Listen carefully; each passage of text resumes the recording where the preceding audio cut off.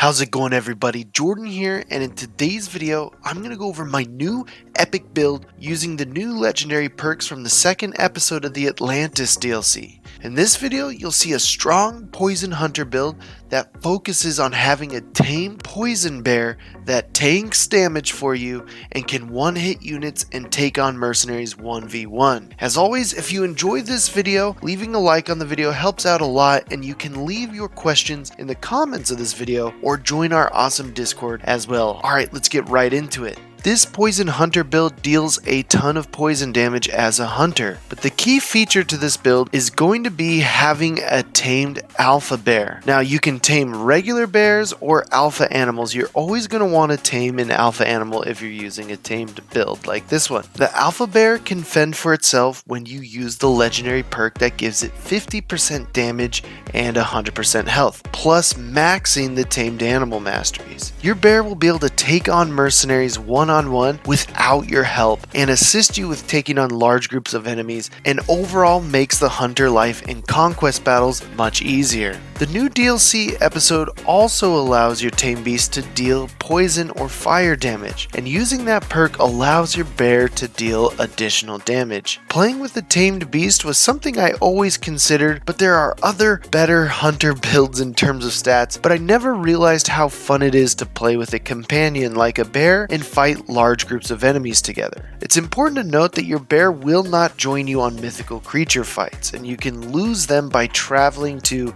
the underworld or Elysium, so keep an eye on that.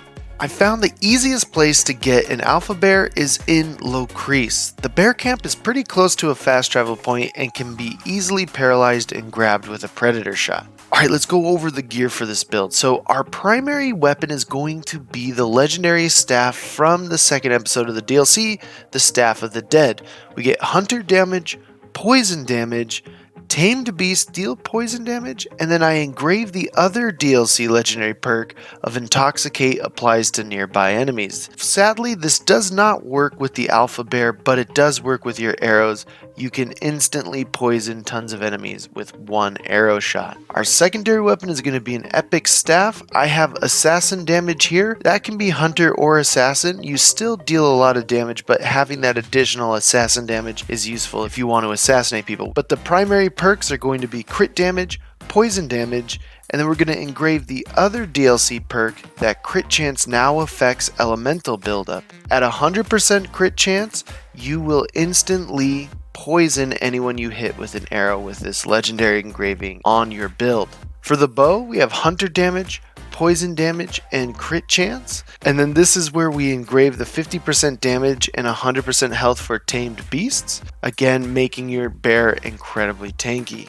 Last thing I'd like to note is if you don't want the Intoxicate applies to nearby enemies here, you can easily swap that with the Falx of Olympios engraving for 100% damage but health kept to 25% if you want to deal more hunter damage. That's perfectly reasonable as well. Alright, let's look at the head here. We have hunter damage, crit chance at full health, crit damage, and then headshot damage. Again, we don't have to focus on too many tanky items because we're a hunter and we're going to be keeping our distance. For our gauntlets, we have hunter damage, crit chance, crit damage at full health, and then crit damage. For our chest, I have hunter damage, bow charging speed, poison damage, and then I engraved crit damage. On the waist, we have hunter damage, headshot damage, 10% crit chance, and then I engraved 100% crit damage while at full health. And then lastly, I have assassin damage, but this could also be hunter damage. The key part is to put the 20% crit chance at full health and 100% crit damage at full health, and then engrave the all arrows pierce shields,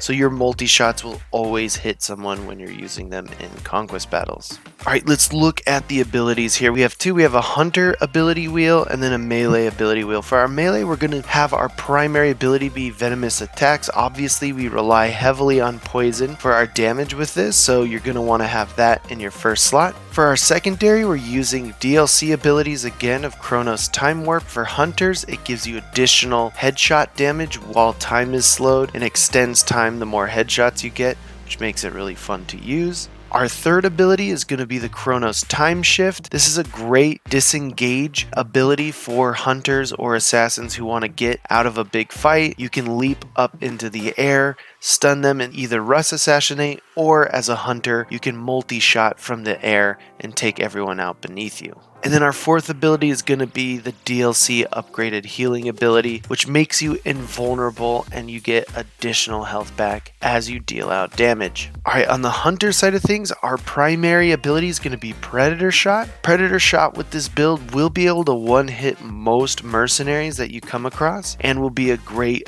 distant attacking ability. It's one of the better abilities for hunters in the game. The second ability is going to be Multi-Shot with the All Arrows Pierce Shields ability. You'll be able to mop up conquest battles even without the Alpha Bear with this single ability itself. And then our third ability is going to be Devastating Shot. It's kind of like a shorter Predator Shot, but it definitely is an easy one to use to knock out people that you want to either tame, whether it's an Alpha Bear or someone to make for a lieutenant on your ship. Lastly, you're going to want to put 1 point into Arrow Master for the paralyzing arrows to be able to knock out the bears you run into. And then also you're going to need to put 3 points into Beast Master to be able to tame a bear in the first place. And then the rest are all passive abilities like Shadow Assassin, Weapons Master, Gear Master, and Archery Master.